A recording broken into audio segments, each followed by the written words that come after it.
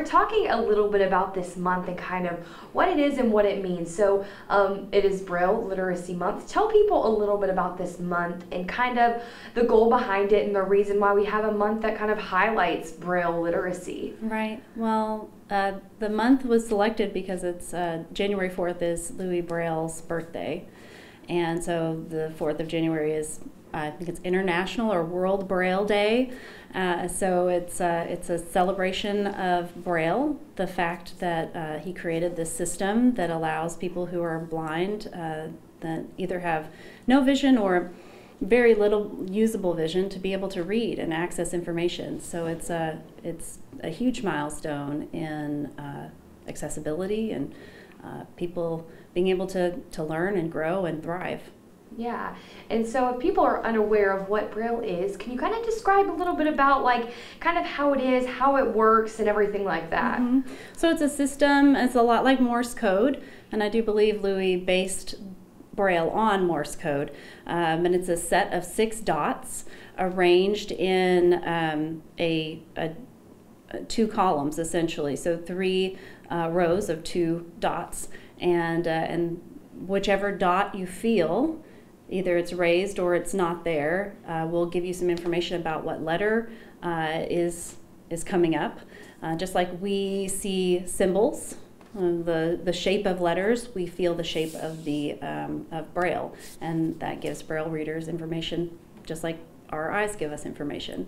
And so Braille can be either lettered by letter or contracted Braille, which condenses information and gives you contractions like TH or ING, and that's one singular shape.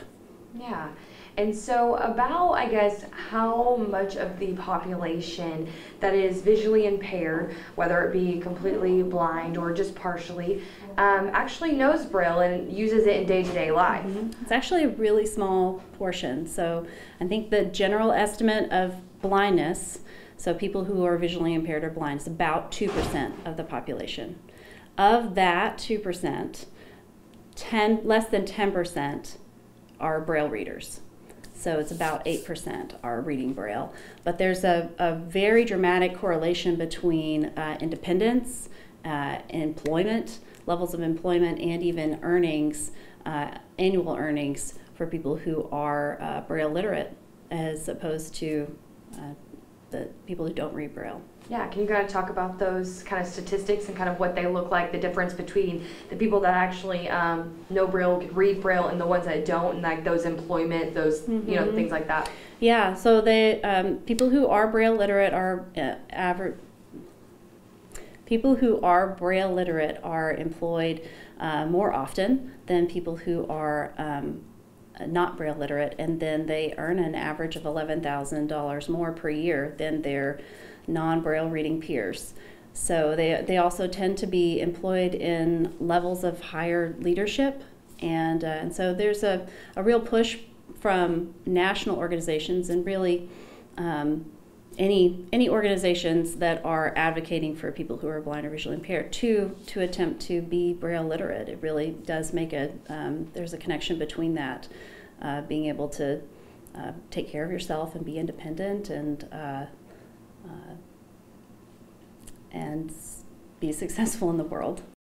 So it's a good question. Why would, if there is this connection between higher levels of employment and earnings, why wouldn't we see more Braille literacy? And this is my venture at a guess, and I'm not sure if there is research out there about this specific question. I'm sure there are people that are wondering the same thing. But many people who are blind or visually impaired are not blind from birth. It's very rare that you would see someone who's blind as soon as they are born. They lose their vision later in life. And so there's that critical period of time when we're learning languages and we're learning how to read. This is for anybody, whether you're blind or whether you're sighted. So there's a critical period of time when our brain is the most fluid and plastic. And so if you lose your vision later in life, there are examples of people who have learned Braille, but it's much less likely that you're going to see someone learn Braille after they've lost vision later in life. So that cuts out a huge portion of the population who's blind or visually impaired. They're just probably never going to even attempt it, much less be successful at learning Braille. So then the smaller portion of the population that's blind from a very early age or from birth, they may be introduced to Braille, and then they tend to have better success in life if they do learn it. And it may not be a direct connection. It may be that they have taken the initiative and the effort that's required to learn Braille, and then that pays off, and so then they see that more effort and initiative is needed in other areas of their life, and so then that has a snowball effect. There may not be a direct connection to those two things, but we do see that they're correlated. Higher Braille literacy has higher levels of independence and employment. And so, with this, how can Braille kind of improve the lives of people that might be in need of having kind of the system there to, go about day-to-day life? Right. Well, so we addressed this question in a presentation that we've done about Braille devices, because as technology has improved over time, Braille has also sort of transformed along with it, and the way that people who are Braille readers can access their Braille. And so we've got these wonderful pieces of technology that can dynamically create Braille. Instead of having a long page of Braille that has to be coded and then printed on a special device and then printed on special paper, and it takes a long time. And instead of all of that, you've got this device that can instantaneously give you Braille as you're exploring the internet, as you are having a chat with your coworker, and you get that in Braille. And you can also get that in speech too. And so the ability for people to use technology and to access material and information in their preferred medium of choice is just incredible. So if someone is a native Braille user, that's the way that they learn best. So we think, let's take a step back from visual impairment, there are people that are auditory learners, visual learners, they are kinesthetic learners, they need to feel, they need to move, they need to have hands-on and actually experience the thing that they're learning. Well, Braille, there are people who learn better reading Braille versus hearing something only. So it allows people to access information in the way that works best for them. And so technology's really changed that a lot. And so now that technology has kind of changed things as well, do you think that there's more of a push for people to learn Braille and, just more of, I guess a push towards it? You kind of said earlier there has been a national push because of those, statistics, but even now that it helps so much and has changed so much, do you think that there's more of a need for it and a push for it? I don't know that we will. So advocacy organizations are certainly pushing for it because of the connection between independence and success.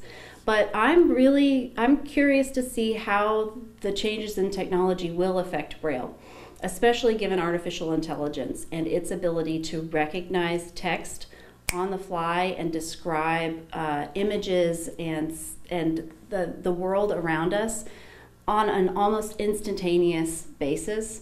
I'm really curious to see whether we'll see a drop-off even more in Braille literacy, just given the fact that artificial intelligence might completely, what's the word I'm looking for? That the use of artificial intelligence might replace the need for reading Braille. But I imagine that there will always be individuals that want to learn how to read Braille on their own so that they can access material when they want, how they want. There's something about a synthetic voice, like if you're using one of the screen reading softwares that will announce things on the computer to you. You can't control that.